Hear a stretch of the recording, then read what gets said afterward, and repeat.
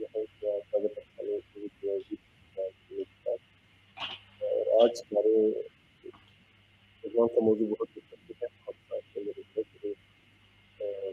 Political level کے اوپر بہت بڑی ایک گیم آئی ہے، جس کے اندر پاکستان کا جو الیکشن کا نظام ہے اس کو تبدیل کرنے جا رہے ہیں، اس کے اندر الیکٹرانک ووٹنگ مشین کا استعمال کیا جا رہا ہے۔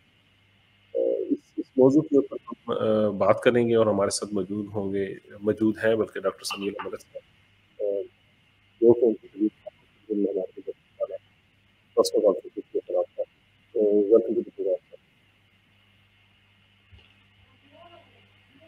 جی السلام علیکم۔ وعلیکم السلام۔ جیسے سر انٹرو میں بتایا کہ پاکستان کے اندر ایک یہ بہت بڑی تبدیلی الیکشن کے اندر لے کر آئی جا رہی ہے کہ الیکٹرانک ووٹنگ مشین اس کا استعمال کیا جائے گا۔ تو آپ سب سے پہلے آپ کیا سمجھتے ہیں کہ یہ جو اس کا توثر دیا جا رہا ہے کہ الیکٹرانک ووٹنگ مشین کے استعمال سے دھاندلی بالکل ختم ہو جائے گی، یہ پاسبل ہے کہ نہیں ہے؟ اعوذ باللہ السمیع العلیم من الشیطان الرجیم، بسم اللہ الرحمن الرحیم۔ یا ایہا الذین آمنوا ادخلوا فی السلم کافہ لا تتبعوا خطوات الشیاطین انہ لکم عدو مبین، صدق اللہ العلی العظیم۔ رب اشرح لی صدری یسر لی امری واحلل عقدۃ من لسانی یفقہوا قولی، ربنا تقبل منا انک انت السمیع العلیم، آمین یا رب العالمین۔ لاکھوں کروڑوں حمد و ثنا اور درود کے بعد ابھی میں نے سورہ بقرہ کی ایک آیت پڑھی ہے، اس میں ہے، اس کا ترجمہ یہ ہے کہ اے ایمان والو، اسلام میں پورے داخل ہو جاؤ اور شیطان کے قدموں پر نہ چلو، بے شک وہ تمہارا کھلا دشمن ہے۔ آپ نے جو سوال کیا، میں فوری طور پہ سوال میں آتا ہوں۔ بات یہ ہے کہ آپ جیسے جانتے ہیں رائے صاحب کہ پاکستان میں اکثر ہر مسئلہ سمندر جتنا بڑا ہو جاتا ہے، اور اس مرتبہ تو سمندر پار پاکستانی کو ووٹ کے حق کے مسئلے کا سمندر بھی حائل ہے ہمارے درمیان۔ اگر سوشل میڈیا اور الیکٹرانک میڈیا کو دیکھا جائے تو زیادہ تر سمندر پار پاکستانی کا ملا جلا رد عمل ہے، جس کا آپ نے سوال کیا ہے۔ کچھ ایسے بھی ہیں جو سمجھتے ہیں کہ یہ غلط ہے، ایسا نہیں ہونا چاہیے کہ ووٹ لندن میں ڈالا جائے نتیجہ لاہور میں نکلے، یا ووٹ پیرس میں ڈالا جائے نتیجہ ملتان میں نکلے، اور ووٹ سعودی عرب میں ڈالے تو اس کا نتیجہ جو ہے وہ اسلام آباد میں نکلے۔ لیکن جو سب سے بڑا سوال بنتا ہے وہ یہ ہے کہ کہیں یہ کیسے ہوگا، کون ووٹ ڈال سکے گا کون نہیں؟ کیا صرف وہ ووٹ ڈالنے کے اہل ہوں گے جو دوسرے ملک میں کام کرنے گئے ہیں اور کچھ سال بعد واپس آ جائیں گے، یا وہ بھی جو ڈیول نیشنل ہماری طرح جو ہیں دوہری شہریت کے حامل ہیں، کیا وہ دو مختلف ممالک میں مختلف حکومتیں بنانے کے لیے ووٹ ڈالیں گے؟ کیا بیرون ملک رہنے کی کوئی کم از کم مدت مقرر کی جائے گی، پھر آئندہ کانسٹیٹیوشن میں کوئی ایسی تبدیلی کی جائے گی؟ سر مجھے آپ کو انٹرپٹ کرنا پڑے گا، چلیں، کیونکہ ٹاپک ہمارا دوسری طرف چلا گیا ہے اوورسیز پاکستانی کے لیے، تو پھر آپ سے اسی کے متعلق تھوڑا سا یہ بھی پہلے پوروں، پہلے تو یہ تعین نہ کر لیا جائے کہ کیا یہ جو الفاظ استعمال کیے جاتے ہیں کہ اوورسیز پاکستانیوں کو ووٹ کا حق دے دیا گیا، کیا پہلے پاکستانی جو اوورسیز پاکستانی تھے ان کے پاس ووٹ کا حق نہیں تھا؟ ان کے پاس ووٹ کا حق تو تھا نا، وہ جا سکتے ہیں پاکستان، جا کے ووٹ کاسٹ کر سکتے ہیں، ہر بندے کے پاس ووٹ کا حق ہے۔ جی بالکل، میں اسی طرف ہی آ رہا تھا۔ میں دراصل آپ کے سامعین کو یہ بتانا ناظرین کو یہ بتانا چاہ رہا تھا کہ اس کی وجوہات کیا ہیں، تاکہ وہ باقی آپ کے سوال کی فوراً آ جاتے۔ چلیے میں بھی آپ نے پوچھ دیا۔ بات یہ ہے کہ اس میں تو کوئی شک نہیں کہ ہر آدمی ووٹ دینے کا اہل ہے جس کے پاس اوورسیز کارڈ ہے، اس کے پاس جس کے پاس ایک شناخت ہے کہ وہ پاکستانی ہے، ووٹ دے سکتا ہے۔ لیکن پہلے سے یہاں سے الیکٹرانک ووٹ دینے کی کوئی سہولت موجود نہیں تھی، اور اسے پھر پاکستان جانا پڑتا تھا، اور پاکستان بھی تب جاتا اگر اس کے جو قارب ہیں انہوں نے اس حلقے کے اندر جہاں پہ وہ رہتا ہے وہاں پہ اس کا ووٹ رجسٹر ہو، اور اس کا ووٹ وہاں بھی رجسٹر ہے ہی نہیں۔ بے شمار لوگ ہمارے ایسے اوورسیز ہیں جن کے ووٹ وہاں پہ رجسٹر ہی نہیں ہے، کیونکہ وہ ایک عرصے سے کئی دہائیوں سے یہاں پہ موجود ہیں۔ مسئلہ یہ ہے کہ ووٹ، جیسے آپ نے کہا کہ ووٹ دینے کا حق تو ہے ان لوگوں کو جو کہ شرائط پوری کریں گے، اگر وہ شرائط پوری نہیں کرتے تو پھر تو ان کو بھی ووٹ کا حق وہاں بھی نہیں ہے، یہاں بھی نہیں ہے۔ اب یہاں بھی تو شرائط ہوگی نا ووٹ دینے کی، مطلب جو اب یہاں یہ ہے کہ اب آپ کو جانا نہیں پڑے گا، اب جانے کے لیے اب یہاں پہ جو ہے آپ کا ووٹ جو ہے وہ رجسٹر ہوں گے، آپ کو اوورسیز جو کارڈ ہوں گے وہی آپ کی شناخت ہوگی، اسی پہ دکھا کے آپ کریں گے، اور اپنے گھر میں بیٹھ کے آپ ووٹ دے سکیں گے الیکٹرانک مشین سے، یا ایسے بوتھ آپ کے بنا دیے جائیں گے۔ یعنی بڑا ہی کرٹیکل مسئلہ ہے یہ مسئلہ۔ جب آپ مزید سوال کریں گے میں اس کو پھر دوبارہ آپ کو بتا بھی دوں گا کہ کیسے ممکن ہے کیسے ناممکن ہے، مطلب چیزیں ایسی یعنی ایسے ہی انہوں نے تو اپنا ایک اپنا ووٹ بینک بنانے کے لیے جو کہ کہا کہ ہم نے وعدہ پورا کر دیا. بھی وعدے تو آپ نے اور بھی بہت سے کیے ہیں, کیا وعدے آپ نے پورے کیے ہیں؟ چلے وہ وعدہ پورا کر رہے ہیں. اسی بات کو آپ کے لے کر چلتے ہیں کہ ابھی تک انہوں نے پہلے اس کی نٹی گریٹی جو ہے نا وہ طے نہیں کی کہ اگر فرض کریں, دیکھیں نا کوئی ووٹ کا حق دینے لگے ہیں تو پہلے یہ کہتے ہیں کہ چلیں ہم فرض کرتے ہیں کہ ہم نے ان کو ووٹ کا حق دینا ہے, اس کو یہ لے کر کیسے آئیں گے, اس کو پورا کیسے کر پائیں گے, وہ کیا کون سا طریقہ کار, اس طریقہ کار کے اوپر بات کی ہے انہوں نے یا نہیں کی؟ میں یہی آپ سے عرض کرنے لگا تھا کہ ایسا کرنے کے لیے جیسا آپ نے فرمایا کہ کیا انہیں پھر کو اور آئینی تبدیلیاں کرنی پڑیں گی یا حکومت ان کے بغیر ہی ایسا کروا لے گی. اگر دیکھا جائے تو جتنا بھی غور کریں اتنے ہی زیادہ سوالات ابھرتے ہیں, اور مسئلہ اتنا سیدھا بھی نہیں لگتا جتنا کہا جا رہا ہے. لیکن ساتھ ساتھ ایسا بھی نہیں ہے کہ ہم ایسا کرنے والے پہلے ملک ہیں, اس سے پہلے کبھی اس کا تجربہ نہیں کیا گیا, کہ ایسا نہیں ہے. دنیا کے 100 سے زیادہ ممالک اپنے بیرون ملک رہنے والے شہریوں کو کسی نہ کسی حوالے سے اپنے ملک میں ووٹ ڈالنے کا حق دیتے ہیں. زیادہ تر ممالک میں ووٹ کا حق استعمال کرنے کے لیے کوئی نہ کوئی شرطیں رکھی ہوئی ہیں, وہ کنڈیشنز ہیں. اگر کوئی اوورسیز شہری اپنے ووٹ کا حق استعمال کرنا چاہتا ہے تو اسے ان شرائط میں پورا اترنا ضروری ہوتا ہے. اب میں مثال کے طور پہ یہ برطانیہ جہاں آپ اور میں رہ رہے ہیں, یہاں کوئی شہری اگر ملک سے باہر ہوتا ہے تو وہ انتخابات میں ووٹ ڈال سکتا ہے, لیکن شرط یہ ہے کہ وہ بیرون ملک رہنے والے برطانوی شہری کے طور پر رجسٹرڈ ہو, اور ایسا وہ 15 سال ملک سے باہر رہنے تک ہی کر سکتا ہے. ماضی میں 15 سال کی شرط کو ہٹایا گیا تھا, لیکن اوورسیز الیکٹرل بل کی مدت پوری ہونے کے بعد یہ شرط نافذ ہو گئی اور ابھی تک اسی شکل میں ہے.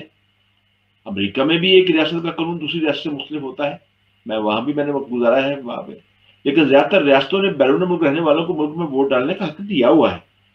اب آئیے آپ کا جو ہمسایہ ملک ہے انڈیا, اس نے بیرون ملک رہنے والے شہری کو ووٹ کا حق دیا ہے, لیکن شرط یہ ہے کہ ڈیول نیشنل نہ ہو لوگ. مطلب انڈیا دوہری شہری کی اجازت ہی نہیں دیتا.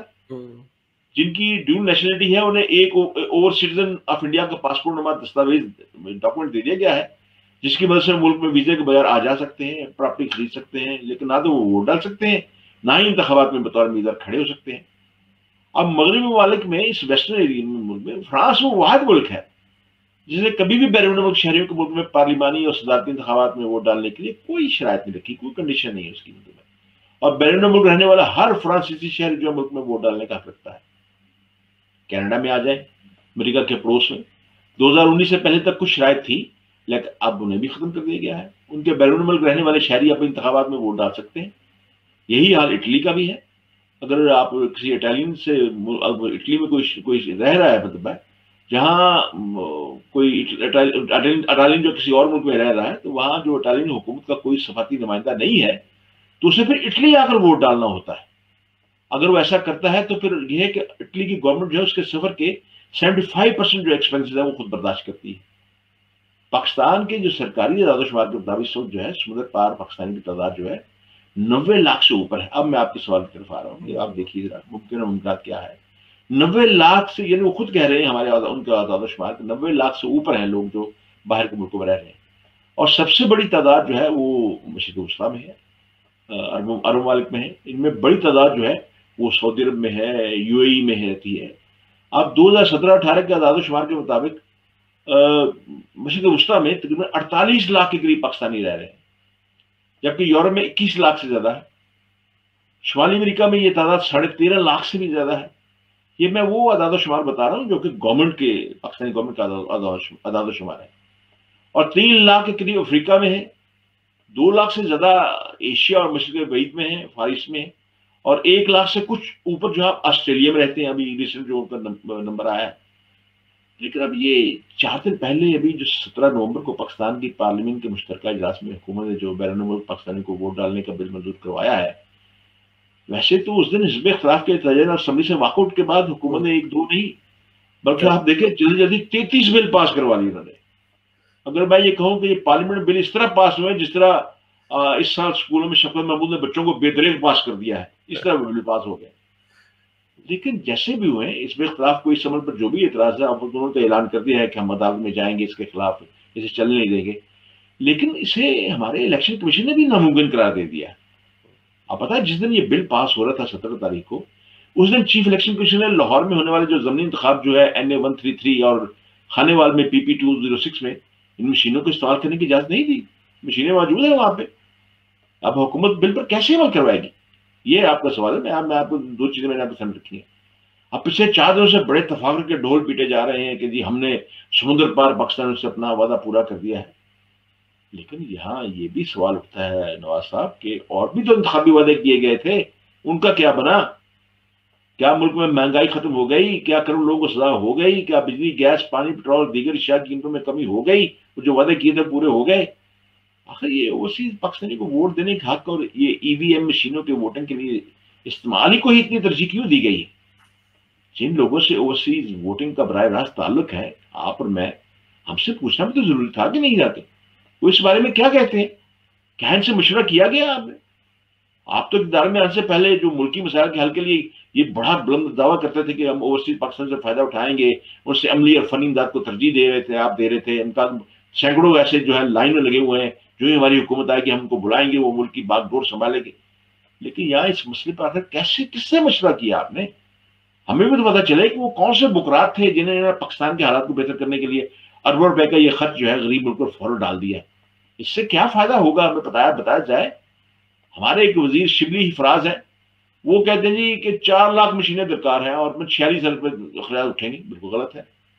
ان کو سٹور کرنے کا کیا پروگرام ہوگا؟ ان مشینوں کی خرابی پر فوری طور پر کیا اٹھے گا؟ کتنے ماہرین کو اب تک بھرتی کیا گیا ہے اور تربیت دی گئی ہے، اور ان کی صلاحیتوں کا امتحان کیسے لیا جائے گا؟ اگر موقع پر کسی مشین نے احتجاج کرتے ہوئے کام ہی چھوڑ دیا تو اس کا فوری متبادل کیا ہوگا؟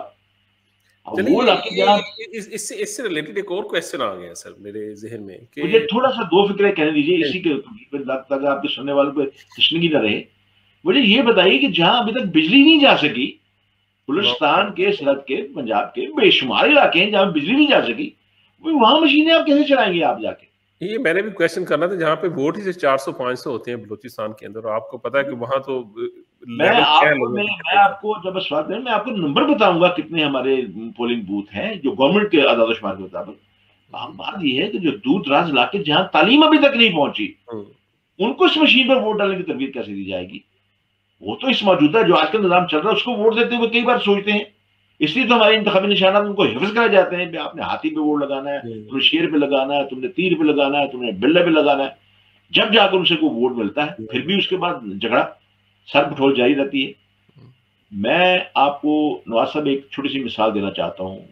کچھ برس پہلے بلوچستان میں تھر میں رفائی کاموں کا سلسلہ تھا، اس لیے مجھے جانا پڑا. اب بھی وہ کام ہم کر رہے ہیں وہاں پہ.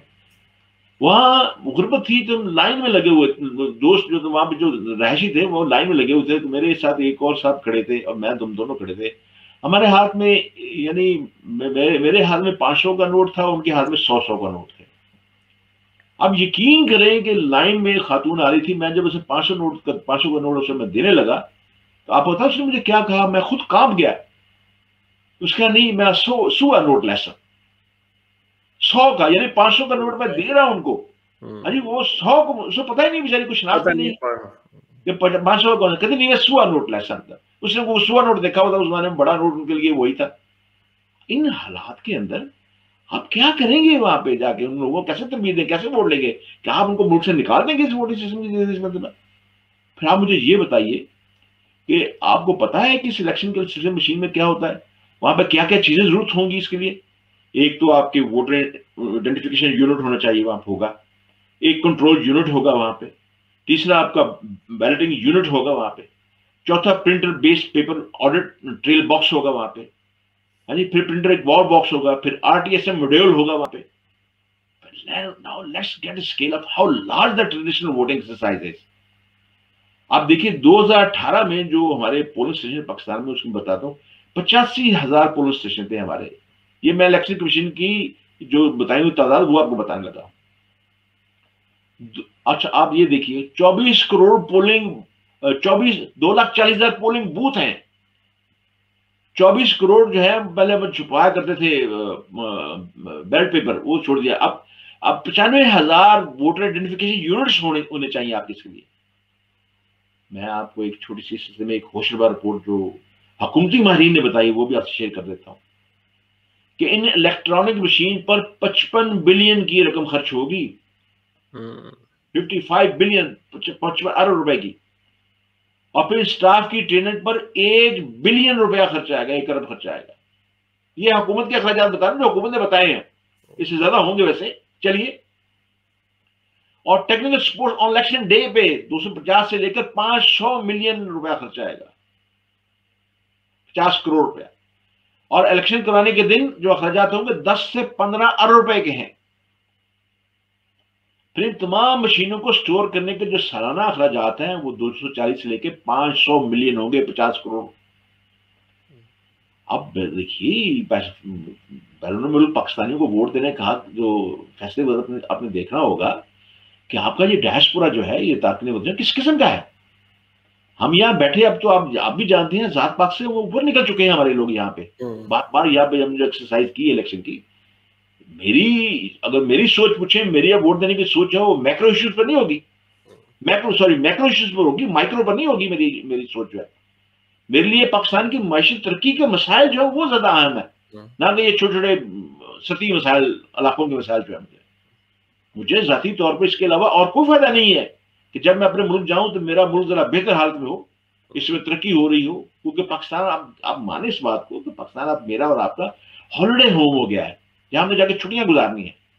ہمارے پہلے والے رابطے جو ٹوٹ چکے ہیں، حقائق گراؤنڈ ہے. یہ سر میں نے بریک پہ جانا ہے، اس سے پہلے بات وہی اسی چیز کے ریلیٹڈ میں پوچھنا چاہوں گا کہ دیکھیں جیسے آپ نے بتایا کہ انہوں نے کیسے کر لیا. ایک تو جاتے یہ کویشچن کرنا ہے کہ یہ کام جو ہے نا شبلی فراز منسٹری آف جو سائنس ہے، ministry of science and technology, انہوں نے کیا ہے. اور تھوڑا سا یہ بتائیں کہ کسی بھی حکومت کے اندر یہ جو الیکشن کے اندر جو تبدیلی لانے کی، بہتری کی لانے کا جو نظام ہوتا ہے، یہ الیکشن کمیشن کا کام نہیں ہے کیا؟ یہ اس کے لیے نہیں ہونا چاہیے تھا کہ الیکشن کمیشن اس کے اوپر ریسرچ کرتی، کیونکہ ان کے پاس پراپر ڈیٹا ہے، انہوں نے الیکشن کروانا ہے، وہ پراپر ریسرچ کرتی اور وہ ایک نظام لے کر آتی، چاہے وہ الیکٹرانک لے کر آئے یا کوئی بھی لے کر آئے، ریدر دین کہ ایک حکومتی پارٹی منسٹری آف سائنس وہ لے کر آئے اور پھر وہ الیکشن کمیشن کو دے. تو آپ کو یہ سمجھ نہیں آتا کہ یہ کنفلکٹ آف انٹرسٹ یہ بھی آ جاتا ہے؟ اسی کے اوپر میں آپ سے جواب لوں گا، مگر بریک کے بعد انشاءاللہ ملتے ہیں سر. بریک کے بعد. السلام علیکم. I'm your host Nawaz Raja, Pakistani video weekly program Signature Talk. اور میرے ساتھ موجود ہے ڈاکٹر سمیل ملک صاحب. If you want to ask a question, you can call us on 0333-444-0940 and you can also send us a text message on 0333-444-0940. Sir break میں جانے سے پہلے میں نے کانفلکٹ آف انٹرسٹ کی بات کی تھی کہ یہ کام الیکشن کمیشن کا نہیں تھا، جن کا یہ کام ہے کہ الیکشن کروانے، اور ان کو ہی پتہ ہے کہ ان کی ایکسپرٹیز ہے کہ کون کون سے مسائل آ سکتے ہیں اور ان مسائل کو کیسے حل کیا جا سکتا ہے الیکٹرانک مشین کے تحت، ریدر دین کہ ایک منسٹری کا بندہ اٹھے، وہ ٹھیک ہے اس کو پتہ چل گیا یہ چھوٹا سا ڈیوائس بنا لیے، ادھر سے کلک کریں گے ادھر سے پرنٹ آ جائے گا، وہ چھوٹا سا ڈیمونسٹریشن دکھاتے ہیں اٹس ویری ایزی، وہ یہ کہہ کر وہ کہتے ہیں سارٹڈ.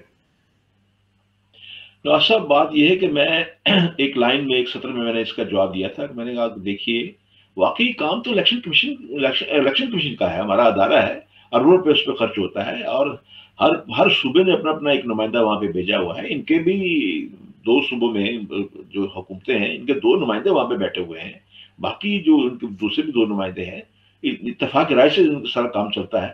آپ مجھے یہ بتائیے کہ اگر الیکشن کمیشن ان سے اتفاق نہیں کرتا، اگر اتفاق کرتا ہوتا تبھی جو لاہور کا ایک ضمنی الیکشن ہو رہا ہے، خانیوال میں الیکشن ہو رہا ہے، تو وہاں مشینیں چلتی، انہوں نے انکار کر دیا.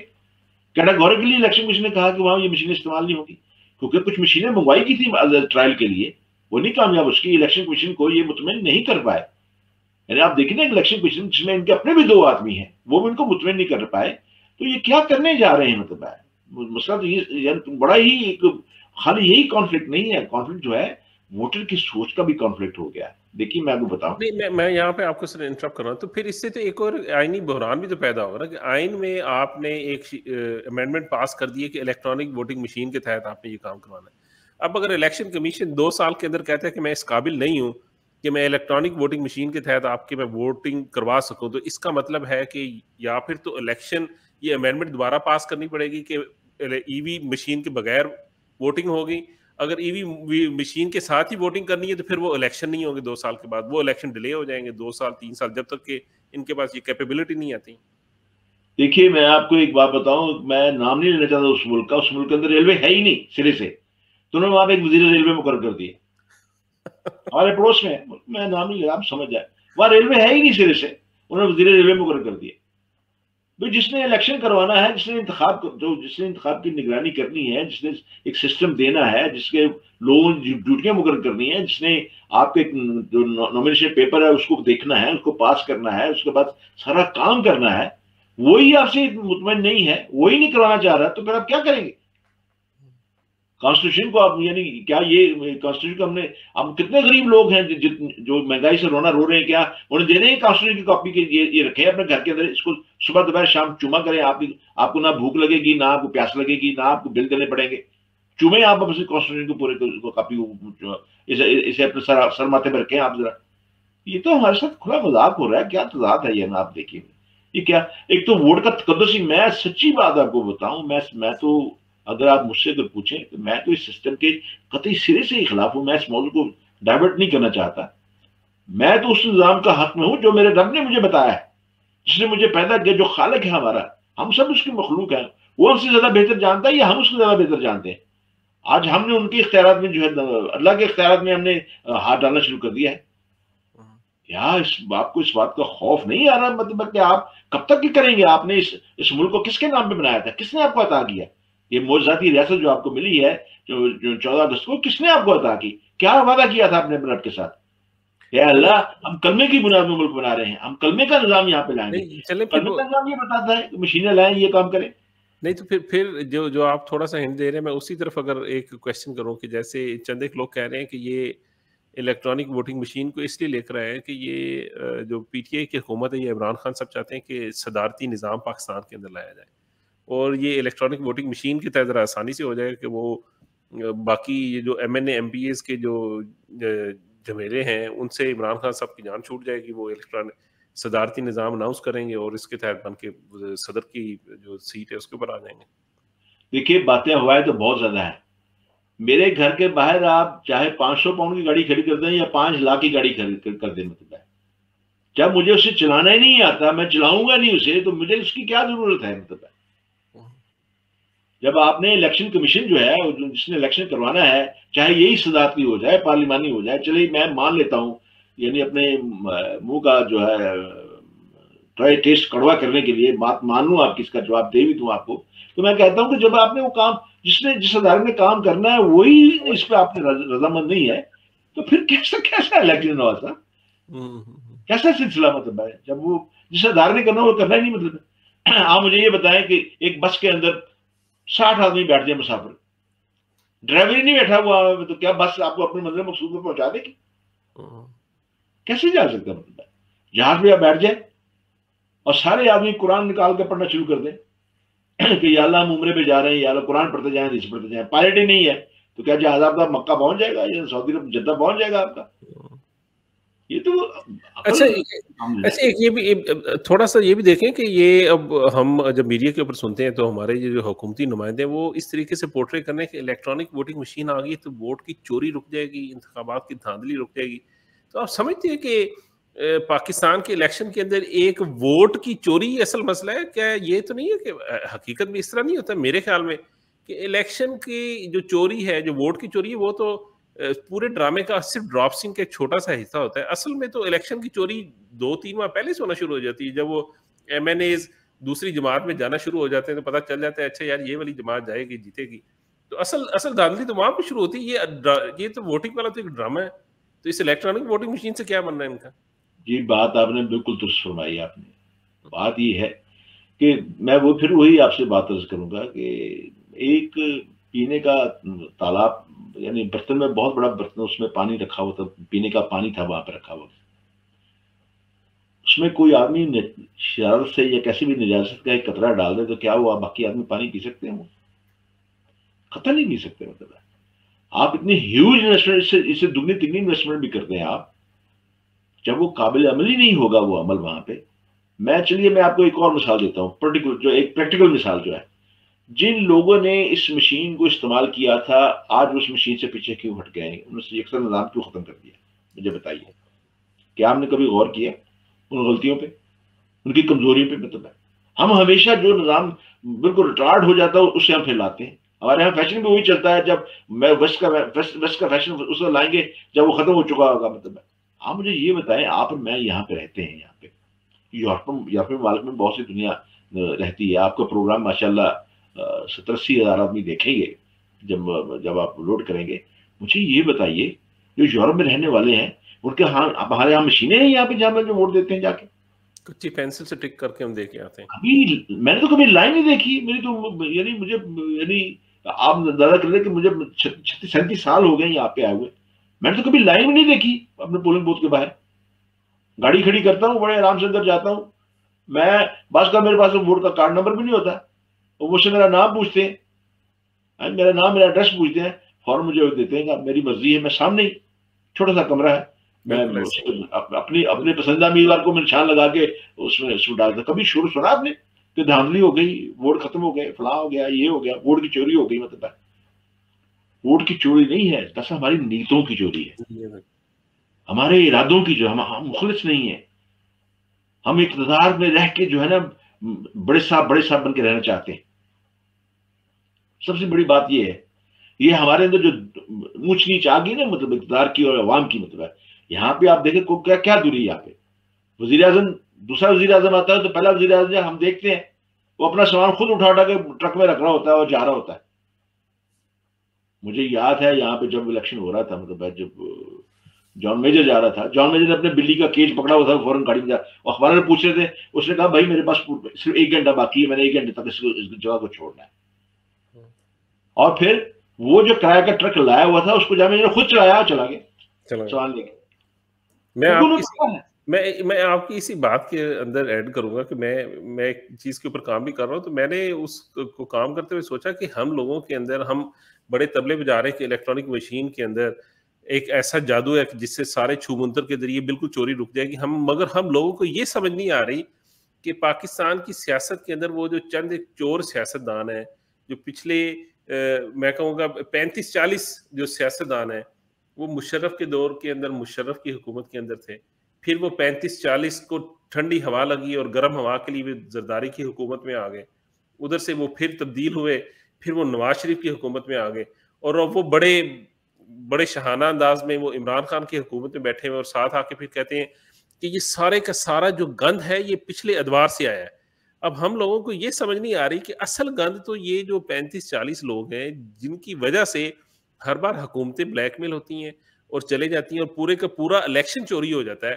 یہ ووٹ تو ایک میں کہوں گا سمپل پریکٹس ہے, لوگوں کو اس دن میرے خیال میں ایکسرسائز کرواتے ہیں کہ چلو یار 5 سال ہو گئے ہیں, گھر بیٹھے ہوئے تھوڑا سا باہر آئے, موجیں لوٹیں اور آ کے وہ ووٹ ڈال کے چلیں جائیں. اصل تو یہ 40-45 لوگ ہیں جو پوری کی پوری سیاسی نظام کے انہوں نے یرغمال بنایا ہے. اصل تو الیکشن چور یہ لوگ ہیں.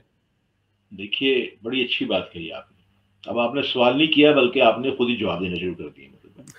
گزارش بات یہ ہے, بات کو ایڈ کیا اس کے اندر. نہیں بات درست کی آپ نے, میں انڈورس کر رہا ہوں, آپ کی ساری باتوں میں انڈورس کر رہا ہوں. اگر آپ نے کہتے تو مجھے کہنی پڑتی یہ ساری باتیں. بات یہ ہے کہ مجھے یہ بتائیے, اگر کسی سمجھدار چور یا ڈاکو کو پتہ چل جائے کہ بکنگم پیلس میں کچھ نہیں ہے, خالی پڑا ہے, نام اس کا ہے ملکہ کا, محلہ یہ ہے وہ, اور کسی بدار کو پتہ چل جائے مجھ فقیر کے گھر میں کچھ چیزیں پڑی ہوئی ہیں, کوئی خزانہ پڑا ہوا ہے پیسے, تو کہاں جائے گا؟ وہ وہاں جائے گا, یہاں آئے گا, وہ جاؤ جو لوٹنے کے لیے آئے گا. یہ جو لٹیرے جو ڈاکو جو ہے انہیں پتا ہے کہاں سے لوٹنا ہے, ہم نے ڈاکہ کہاں ڈالنا ہے, ان کو پتا ہے ڈاکہ کیسے ڈالنا ہے. اب آپ یہ دیکھیے نا, مہنگائی کا رو رہے تھے, مہنگائی کا رونا رو رہے تھے, لوگ بددعائیں دے رہے تھے, پیٹرول کی قیمتیں بڑھ گئی ہیں, گیس کی قیمتیں ختم ہو. اب گیس کو آپ کو ایسی ملے گی جیسے آپ کو ملنی شروع ہو گئی جیسے آپ میڈیسن کھاتے ہیں صبح دوپہر شام. ہاں جی, میڈیسن ہوگی, مطلب یعنی میڈیسن کی طرح ہوگی آپ کی گیس میں. اب مجھے یہ بتائیے, اب لوگ اب اس ووٹنگ مشین کا رونا چل رہا ہے, ہر چینل کھولو ووٹنگ مشین کا شور مچا ہوا ہے, اس کا سیاپا چل رہا ہے, مطلب سب کچھ ہو رہا ہے. مطلب وہ لوگ مہنگائی کی طرف جو مر رہے ہیں مرتے جائیں. اب مجھے یہ بتائیں, یہ مشینیں چھوڑ کے میں کہتا ہوں ایک ایک گھر میں مشین جا کے دے بھی دی جائے, لو بھی گھر میں تمہیں دے دیتے ہیں, الیکشن میں چوری نہیں ہوگا, لیکن مہنگائی دور نہ کی جائے, ان کا مسائل حل نہ کیے جائے تو کیا فائدہ پاؤں. انتخاب اتنے مہنگے انتخابات, قوم جو مر رہی ہے, اس کے اوپر آپ 60 ارب روپے کا خرچہ یکدم آپ نے ڈال دیا. خدا کے لیے کچھ سوچیں, آپ کیا کر رہے ہیں آپ. گیس ہمیں نہیں مل رہی, پانی ہمیں نہیں مل رہا, بجلی ہمیں نہیں مل رہی, دوائیاں ہمیں نہیں مل رہی. جو میڈیسن میں سبسڈائز کرتی تھی گورنمنٹ مریضوں کو, جو جان لیوا مرضوں میں مبتلا تھے, وہ بھی آپ نے ختم کر دی سب کچھ. میڈیسن کو آپ نے 500% تک ہائیک کر دیا.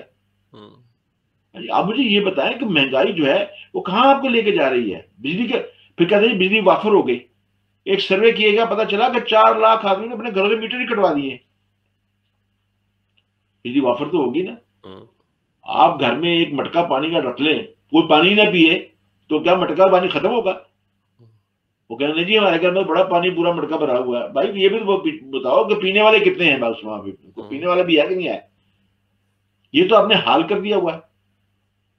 اب اخبارات میں باقاعدہ پابندیاں لگا دی گئی ہیں کہ خودکشی کی خبریں شائع نہیں کی جائیں. پیمنٹ میں سختی سے پابندی لگا رکھی ہے. جو کالمسٹ ہیں، آپ ماشاءاللہ آپ بھی کالمسٹ ہیں. اب آپ کو بھی جب آپ کالم لکھیں گے، کچھ چیزیں آپ ایسی جو لکھیں گے تو جو کہ حکومت کے مزاج کے خلاف نہیں ہوگی تو وہ آپ پہ وہ چھری چلائیں گے آپ کے کالم کے اوپر بھی آپ ایسا نہ کریں جی. ملک میں انتشار پیدا ہوتا ہے جی. بھی آپ کی پالیسی انتشار نہیں پیدا ہو رہا. آپ کی پالیسی نے ملک کو برباد کر کے رکھ دیا ہوا ہے. آپ گلا بھی کاٹ رہے ہیں اور کہتے ہیں چیخو بھی نہیں، آہا بھی نہ کرو، فریاد بھی نہ کرو، ہم جو مرضی کرتے رہے. پہلی بات تو یہ ہے کہ اگر آپ نے مشینوں کا انتخاب کرانا تھا تو کیا آپ نے جو ووٹر ہیں ان کو ٹریننگ دی؟ کیا آپ نے ٹی وی کے اوپر کوئی پروگرام رکھے؟ آپ نے دکھائے لوگوں کو، ریڈیو پہ چلائے؟ کیا دیہاتوں میں، گاؤں میں وہ ایسی ٹیمیں گئیں؟ وہ جو ٹیمیں آپ نے بھیجی کیا ان ٹیموں کو آپ نے ٹریننگ دی؟ آپ نے کیا تربیت دی آپ نے؟ جس سے میں نے آپ سے عرض کیا ہے کہ جہاں بجلی نہیں ہے وہاں پہ مشینیں کیسے چلائیں گے آپ؟ کوئی آسمانی مخلوق آئے گی جو مشینیں چلائے گی؟ جہاں بجلی نہیں ہے کیسے لے کے جائیں گے آپ؟ وائی فائی، یہ سارا معاملہ وائی فائی کے ساتھ ہوگا نا. تو وائی فائی مشین تو کہہ رہے ہیں کہ وہ جو انٹرنیٹ کے ساتھ کنیکٹ نہیں ہوگی. مشین انٹرنیٹ کے ساتھ کنیکٹ نہیں ہوگی، مگر وہ جو ایٹ دی اینڈ جو رپورٹ نکالیں گے جسے فارم 45 کہتے ہیں، جس کے اندر سب کے سب رزلٹ لکھیں گے، اس کو بھیجا جائے گا. مجھے یہ بتائیں کہ امریکہ خود اعلان کرتا ہے اور ایک کہتا بھی ہے، کلیم بھی کرتا ہے کہ ہمارا الیکشن کا نظام سب سے زیادہ ماڈرن، سب ہر چیز، یعنی اس کو خدشہ نہیں، کہیں سے خطرہ نہیں ہے، مطلب فل پروف ہے وہ ہمارا سسٹم. تو کیا ہوا ٹرمپ کے الیکشن کے اندر؟ کیا شور نہیں مٹ گیا کہ رشیا نے ہیک کر دیا؟ رشیا اپنی مرضی کے انتخابات کا اعلان کیے، مطلب کیا وہاں پہ نہیں ہوئی، مطلب انکوائریاں ہوئی؟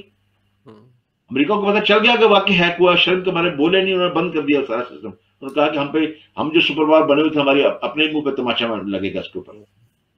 اور امریکہ نہیں بچا سکا، پینٹاگون اپنی ویب سائٹ نہیں بچا سکتا، ایف بی آئی، وائٹ ہاؤس اپنی ویب سائٹ نہیں بچاتا، وہ ہیک ہو جاتی ہیں. آپ کہاں بیٹھے ہوئے ہیں؟ پہلے کو فل پروف نظام تو لائیں.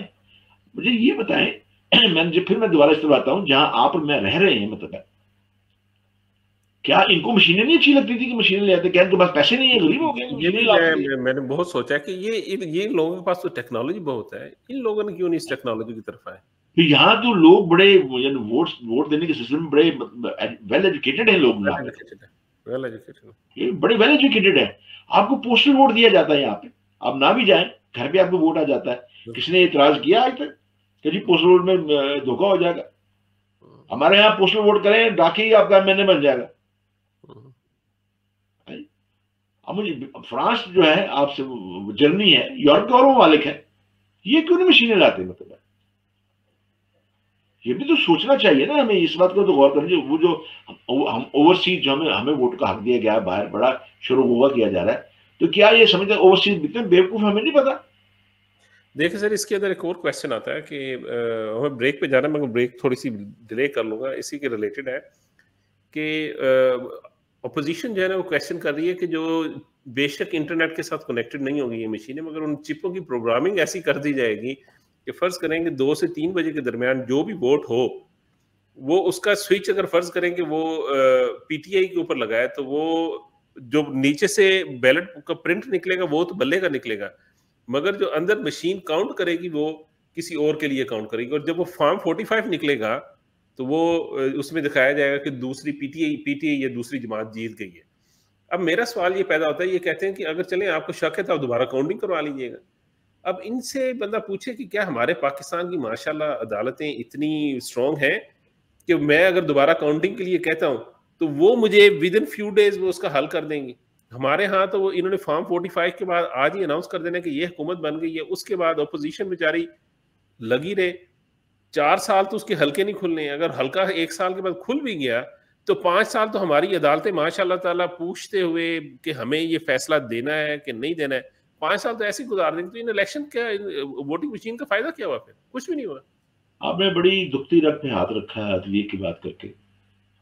میرے بڑے ایک عزیز دوست پروفیسر ہیں وہاں پہ پاکستان لاہور کے اندر، ان کا کیس سیشن جج کے پاس گیا، ان پہ کیس کر دیا تھا پولیس نے. میں دو آپ کو بتاتا ہوں، 2 کیس، الیکشن کی بات اس سے زیادہ بڑی ہے، چھوٹے چھوٹے 2 کیس. ایک آدمی کا انہوں نے، وہ جو پروفیسر تھے انہوں نے شناخت کی کسی کے اپنے اس کے آئی ڈی کارڈ کی، مطلب ہے، تو پولیس نے کیس کر دیا آپ نے غلط کی ہے اور فلاں کیا. وہ 5 سال مقدمہ لڑتے رہے، جوتیاں گھس گئی ان کے جاتے جاتے. تو جب جج نے آ کے جب فیصلہ کیا، سیشن جج نے بری کر دیا، انہوں نے کہا کہ نہیں، مجھے گھر نہیں جانا، مجھے جیل بھیجیں آپ. رو پڑے وہ کہ مجھے جیل بھیجو، میں تیار ہوں کہ مجھے جیل بھیجو. مطلب ہے کیا آپ نے مجھے رسوا کر دیا. پھر ایک اور صاحب آئے، وہ بھی استاد تھے، تو جج نے جب انہیں 13 سال کے بعد جج نے جب انہیں بری کر دیا، تو جج نے کہا آپ خوش ہیں بزرگوں، خوش ہو؟ کہ میں کی خوش ہوں پتر، وہ تھاندار ادھر کہتا 500 روپے دے، میں کیسے ختم کر دینا، میں کیا رشوت میں نہیں دینی، اللہ کا حکم نہیں، اور آپ نے 13 سال کے بعد مجھے بری کیا، میں کیا خوشی کا اظہار کروں. مجھے یہ بتائیں جو آپ نے اشارہ کیا ہے الیکشن کی عدالتیں کھلنے کا، اسی سے آپ اندازہ لگا لیں. آپ چلیں سر، انشاءاللہ اسی کے اوپر تھوڑا سا آکے بات کریں گے، اور بعد میں کلبھوشن یادیو کے اوپر بھی تھوڑی سی بات کریں گے پروگرام کے آخری حصے میں. ٹل دین السلام علیکم. 94.0 I'm your host Nawaz Raja Pakistani with your weekly program Signature Talk، اور میرے ساتھ موجود ہیں ڈاکٹر سمیرہ ملک صاحب، اور ہم بات کر رہے ہیں پاکستان میں الیکٹرانک ووٹنگ مشین کی. وہ تو سر بات کمپلیٹ ہو گئی، چلیں ایک بل پاس ہوا کلبھوشن یادیو کے متعلق، اس کے اوپر تھوڑی سی بات کریں گے. مگر اس سے جانے سے پہلے ایک چھوٹا سا ایسے ذہن میں، کیونکہ عدالتوں کے اوپر بات آ گئی ہے، تو میرے ذہن میں آیا کہ اس کو شیئر کرتا چلوں اپنے لسنرز کے ساتھ، کہ چند سال پہلے ہمارے چیف عدالت کے جو سب سے بڑے چیف جسٹس تھے، وہ یو کے اندر آیا ڈیم کی فنڈ ریزنگ کے سلسلے میں. تو مجھے ایک ان کی تقریب اٹینڈ کرنے کا برمنگھم میں موقع ملا، میں نے اٹینڈ کی. تو میں نے ان کی پوری تقریر سنی، اور پوری تقریر سننے کے بعد، اور ہم ادھر جو جرنلسٹ حضرات اور لوگ بیٹھے ہوئے تھے، ہم سوچ رہے تھے کہ اس بندے کی پوری تقریر سننے کے بعد ایسے لگ رہا ہے کہ یہ بندہ سیاستدان ہے اور منصف تو ہے ہی نہیں ہے. اس پوری تقریر کے اندر انہوں نے اسکول کے بچوں کو ہم نے کیسے تعلیم دینی ہے، ہاسپٹل کا نظام کیسے بہتر کرنا ہے، ہم نے جناب سڑکوں اور اسکول کا نظام جو ہے نا کیسے بہتری کی طرف لے کر آنا ہے، ڈیم کو کیسے ہم نے بنانا ہے، انہوں نے پوری باتیں کی. مگر انہوں نے انصاف کے متعلق ایک بات نہیں کی کہ ہم نے اپنے انصاف کے نظام کو کیسے درست کرنا ہے، کہ جو ان کی ایک جس چیز کی ذمہ داری ہے کہ اتنے لاکھوں کیس پڑے ہوئے ہیں، ہم نے ان کیسز کو کیسے نپٹانا ہے. پاکستان کے اندر اچھا نظام جو انصاف کا، اور کوئی بھی معاشرہ اچھے انصاف کے بغیر زندہ رہ نہیں سکتا ہے. یہ ہمارے معاشرے کی جو حالت ہے، یہ انصاف کی وجہ سے یہ کہ وہاں پہ انصاف نہیں دیا جاتا. 126واں نمبر ایسے نہیں آ گیا. تو یہ ہمارے ان ججز کی حضرات کے حالات ہیں. اگر ان کے اوپر بات کریں تو وہ کہتے ہیں کہ جناب وہ توہین عدالت ہوگی. بات یہ ہے نواز صاحب کہ آپ نے بڑا اچھا کیا. میری بھی بدنصیبی تھی کہ مجھے بھی ان کے 2 پروگرام اٹینڈ کرنے پڑے، اور مجھے تو گن پوائنٹ پہ اٹینڈ کرنے پڑے نا. مطلب کیونکہ آپ نے ڈیم کے اندر فنڈ بھی دینا ہے، چندہ بھی دینا ہے، فلاں کرنا ہے، یہ بھی ایک دور ہے. لیکن میں پچھلے جو آپ کا عنوان ہے اس میں 2-3 بڑی اہم چیزیں جو ہیں مس ہو گئی، میں آپ سے عرض کر دوں. اب یہ دیکھیے، یہاں اس ملک کے اندر ہمارے آزاد کشمیر کے ان لوگوں کی میجورٹی ہے. اب یہ بل تو پاکستان اسمبلی نے پاس کیا ہے، آزاد کشمیر اسمبلی نے تو پاس نہیں کیا. وہ کیا کریں گے؟ ایک تو یہ بات ہے. دوسری بات یہ ہے کہ بدنصیبی یہ ہے کہ میں نے اور آپ نے گائے خرید لی ہے، اور میں نے آپ کو اگلا حصہ دے دیا ہے کہ آپ سے چارہ کھلائے. میرا حصہ ہے کہ میں اسے دودھ ہوتا رہوں گا. 90 لاکھ باہر لوگ پاکستانی وہاں پہ ان کو ووٹ ان سے کی جائے گی، لیکن میں سے کوئی آدمی الیکشن نہیں لڑ سکتا. ہم پہ یہ اعتبار نہیں ہے. آپ الیکشن نہیں لڑ سکتے، کونسلر کا الیکشن نہیں لڑ سکتے آپ، کہ آپ کا ڈیول نیشنلٹی ہے. آپ الیکشن لڑ سکتے. ووٹ چاہیے نہیں، مطلب ہے ذریعہ مبادلہ چاہیے. شور مچائیں گے ہمارے جو سمندر پار پاکستانی ہے، ہماری ریڑھ کی ہڈی ہے، ملک کی بڑی خدمت کر رہے ہیں، یہ کر رہے ہیں، وہ کر رہے ہیں. اور ہمیں خدمت کا جو افزانہ جب ایئرپورٹ پہ پہنچتے ہیں وہیں سے شروع ہو جاتا ہے. ہمارے ساتھ پتہ چل جاتا ہے ہمیں کہ کیا ہو رہا ہے ہمارے ساتھ.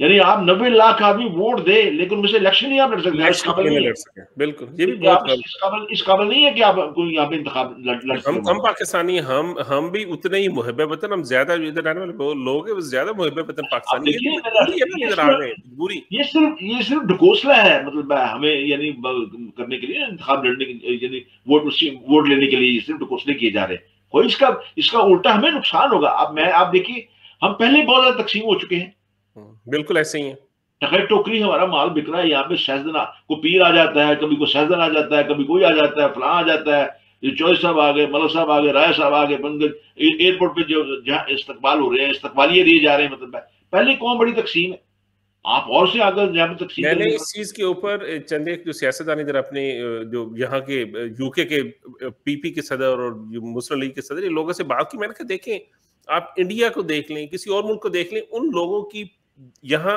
کوئی سیاست نہیں ہے، ان لوگوں سے جب آپ بات کرتے ہیں تو وہ ہے صرف انڈین ہیں یا سری لنکن ہیں یا بنگلہ دیشی ہیں، مگر ہم پاکستانی سے بات کریں، میں پی ٹی آئی کا یوتھ ورکر ہوں، میں مسلم لیگ نون کا شیئر ہوں، ہم لوگوں نے پاکستانیوں کو ایز اے کمیونٹی ادھر ڈیوائیڈ کر دی ہے، بالکل۔ بھئی اپنی سیاست کو آپ پاکستان کے اندر رکھو، آپ کو ادھر کیوں لے کر آ رہے ہیں، اور یہ آپ اس چیز کو پکا کر رہے ہیں اور اس کو مزید ڈیوائیڈ کر رہے ہیں، اس کو پلاننگ کے تحت اس کمیونٹی کو، یہاں جو اتنی اسٹرانگ کمیونٹی تھی اس کو پلاننگ کے تحت توڑا جا رہا ہے، اور یہ چھوٹی پلاننگ نہیں، پیچھے سے کروائی جا رہی ہے بڑی پلاننگ، اور یہ اچھا پاکستان سے بھی نہیں ہوئی، میں کہوں گا اس کو باہر سے کیا گیا ہے۔ ایک اور بدنصیبی ہمارے میڈیا کی بھی ہے، ہمارے جو پاکستانی 2-3 بڑے بڑے چینل یہاں پہ کام کر رہے ہیں، 2 ہی بڑے بڑے چینل کام کر رہے ہیں، آپ دیکھیں وہ بھی ایک مسلسل پروگرام ہوتا ہے، فلاں کا صدر، فلاں پارٹی کے صدر اس نے یہ بیان دیا، فلاں پارٹی صدر اس نے یہ بیان دیا، ان کے پاس کوئی خبر ہے ہی نہیں کہ ان کا ہماری صحافت کا، ان لوگوں کی صحافت کا یہیں سے جنازہ نظر آتا ہے کہ آپ کوئی انٹرنیشنل لیول کو بات نہیں کر رہے، عالمی سطح پہ پاکستان کو کیا خدشات ہیں، کیا خطرات ہیں،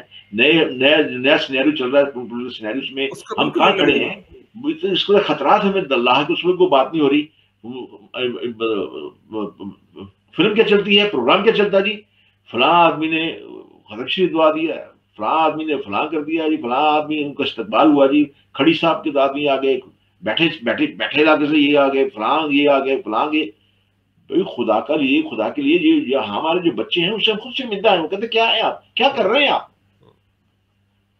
کتنی آپ نے سائنس میں ترقی کر لی، کتنا آپ نے جو ہے دنیا کے ساتھ قدم چلا کے چلنے کے قابل ہوئے ہیں آپ، مطلب اب یہاں مشینوں پہ آ گئے پھر دوبارہ، بھائی میں پہلے میں نے آپ کی عرض کیا کہ جن لوگوں نے یہ تجربہ کر کے چھوڑ دیا ہے، کیوں چھوڑ دیا انہوں نے، وہ تو مالی طور پہ آپ سے زیادہ اب بھی ساؤنڈ ہے، وہاں کیوں نہیں الیکشن چوری ہوتا، یہاں کیوں نہیں الیکشن چوری، آپ مثال دیں یہاں الیکشن کیوں نہیں چوری ہوتا، کبھی سنی آپ نے مثال کے لیے آپ کو الیکشن چوری ہو گیا یا ووٹ ادھر سے ادھر ہو گیا، کوئی ووٹ مس ہو گیا، مطلب یہاں تو نشان نہیں لگایا جاتا، ووٹ آئے اس کے انگوٹھے میں نشان لگایا جائے، آپ دیکھیے یہ نشان لگانا جو ہے اس کا مطلب یہ کہ ہماری قوم بددیانت ہے، ڈر ہے کہ پھر دوبارہ واپس آ کے ووٹ دے گی، یہی ہے یہ نا، نشان لگاتے ہیں اور ایک ادھر سے یہ بھی نشان ہوتا ہے انگوٹھے کے اوپر بھی۔ کتنی بڑی توہین ہو رہی ہے، یہاں تو کوئی تھم امپریشن نہیں آتا ووٹ لینے کے لیے جاتے، مطلب اس لیے کہ قوم کو ایجوکیٹ کیا گیا ہے، ہم پاکستانی وہیں سے آئے ہیں نا، ہم پاکستانی وہیں سے جو آئے مطلب ہے، ہاں کیا ہم نے کبھی یہاں پہ کچھ کیا معاملہ، ایجوکیٹ نہیں ہو گیا، اس لیے میں نے آپ سے بتایا کہ ہمارے مسائل اب الگ ہیں، سمندر پار پاکستانی کے مسائل الگ، وہ نہیں جو پاکستانی کے ہیں، وہاں تو اس نے ووٹ دینا ہے، اس نے ووٹ، ہمیں ان کو تو ایک تو زر مبادلہ کی ضرورت ہے، میں نے جیسے آپ سے پہلے عرض کیا کہ میرا انٹرسٹ یہ ہے کہ میں اب ملک کے جو ہے بڑے جو دوسرے مسائل جو انٹرنیشنل مسائل ہیں اس کے اوپر دیکھنا چاہتا ہوں، وہ کون سے اتنے لوگ لائق ہوں گے، مطلب ہے آپ مجھے بتائیے کسی بھی چند، میں نام لے دیتا ہوں، چند ہوں گے، نام نہیں لینا چاہتا، چند لوگ ہوں گے جن کو انٹرنیشنل پالیٹکس کا پتا ہوگا، باقی تو کچھ پتا ہی نہیں، میں اب یہاں پہ جو لوگ آپ ووٹ دینا چاہتے ہیں، ہمارے کتنے بچے ہیں جن کو پاکستان کے صدر کا نام معلوم ہوگا، کس کو یہاں پہ یعنی پاکستان کے ایسے منسٹر کا نام پتا ہوگا، آپ اندازہ کریں ہمارے یہاں سائنس کا وزیر اسے بنایا جاتا ہے جسے سائنس کبھی پڑھی نہیں،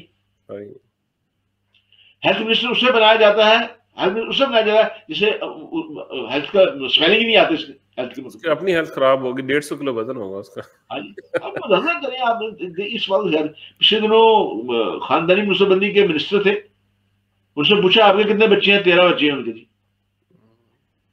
خاندانی منصوبہ بندی کے وہ فیملی پلاننگ کے وہ منسٹر ہیں وہ، اس لیے میں آپ سے یہ گزارش کرنا چاہتا ہوں وہ یہی ہے کہ دیکھیے معاملہ یہ ہے کہ آپ غریب ملک کے اوپر رحم کریں، خدا را رحم کریں مطلب.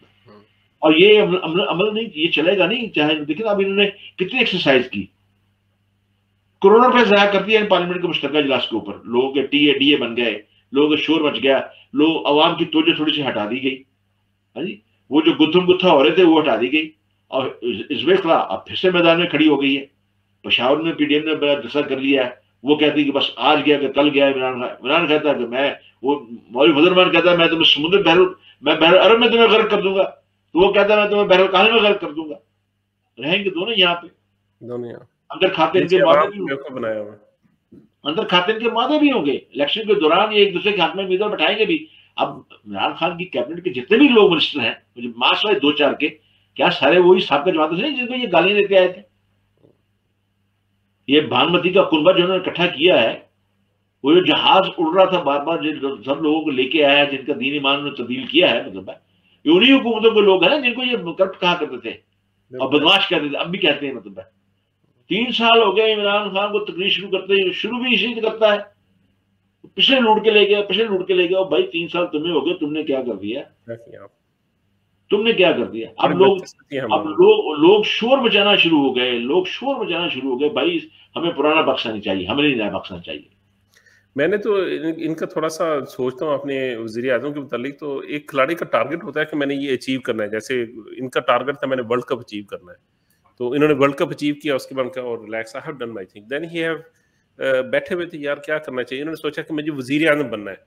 انہوں نے صرف ٹارگٹ ادھر ہی رکھا کہ میں وزیر اعظم کیسے بننا ہے. انہوں نے وہ ٹارگٹ جیسے تیسے کر لیا اچیو کہ وزیر اعظم بننا ہے.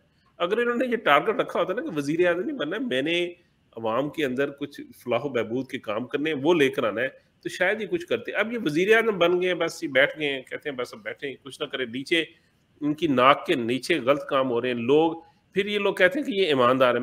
میں بذات خود کہتا ہوں کہ اگر آپ خود ایماندار ہیں تو آپ کسی بد دیانت بندے کے ساتھ کام نہیں کرتے ہیں، کیونکہ آپ کی نیچر ایسی ہے نا کہ آپ بد دیانت آدمی کے ساتھ کام نہیں کریں گے. آپ کس قسم کے ایماندار ہیں کہ آپ بد دیانت بندوں کے ساتھ بیٹھ کے کام کر رہے ہیں، آپ کہتے ہیں کہ میں ایماندار ہوں. میری سمجھ میں یہ نہیں آتا نواز صاحب کہ ہم ایمانداری کا رونا رو رہے ہیں. ایمانداری کا رونا یعنی خوشی ملنا چاہیے نا. ایمانداری کا رونا رو رہے ہیں. کیسا ایماندار ہے جو چوروں ڈاکوؤں کا سردار ہے؟ ان کے ساتھ بیٹھ کے کر رہے. کیا آپ دیکھیں، آپ کا اگر آپ ایماندار ہیں، آپ کا اللہ پہ یقین ہوتا ہے. اگر آپ کا اللہ پہ یقین ہے تو پھر آپ جھوٹے اور بد دیانت لوگوں کے ساتھ نہ کام کرتے نہ ان کو آپ ساتھ بٹھاتے ہیں. اور یہ انہوں نے سارے کے سارے ساتھ بٹھائے ہوئے. اللہ تعالیٰ ان کا ساتھ. ان کی اپنی 4 جے ٹی رپورٹس آ چکی ہیں، آٹے کے اوپر، شوگر کے اوپر، پیٹرول کے اوپر، میڈیسن کے اوپر. اپنی ان کی جے ٹی رپورٹ کیا کیا انہوں نے؟ کیا کیا؟ 4,500 ارب کا گھپلہ سامنے آیا. کیا کیا 4,500 ارب کو؟ معمولی منہ سے کہہ دیں 4,500 روپے کہاں چلا گیا؟ 4,000 یہ کھا گئے ان کے اپنے آدمی. کیا کیا ان کے؟ وہ اب بھی منسٹر ہیں، اب بھی وزیر ہیں. ادویات کے اوپر عمل کیا نے کچھ کیا تھا، 4600 روپے کا گھپلہ کیا. جے ڈی نے کہا اسے وہاں سے مناسب منسٹر سے ہٹا کے اسے سیکرٹری جنرل بنا دیا پارٹی کا. چلے sir, we have to close the program. ہمارا وقت پورا ہو گیا. آپ کا پروگرام میں آنے کا شکریہ سر. انشاءاللہ تعالیٰ امید ہے کہ اگلے ہفتے پھر کسی گرم موضوع کے ساتھ انشاءاللہ پروگرام میں تشریف لائیں سر. آپ کے موضوع گرمی ہوتے ہیں، ٹھنڈے کا ہوتے ہیں. چلیں سر، ٹل دین سر، السلام علیکم. وعلیکم السلام ورحمۃ اللہ وبرکاتہ. If you want to advertise your business on Revive FM, then visit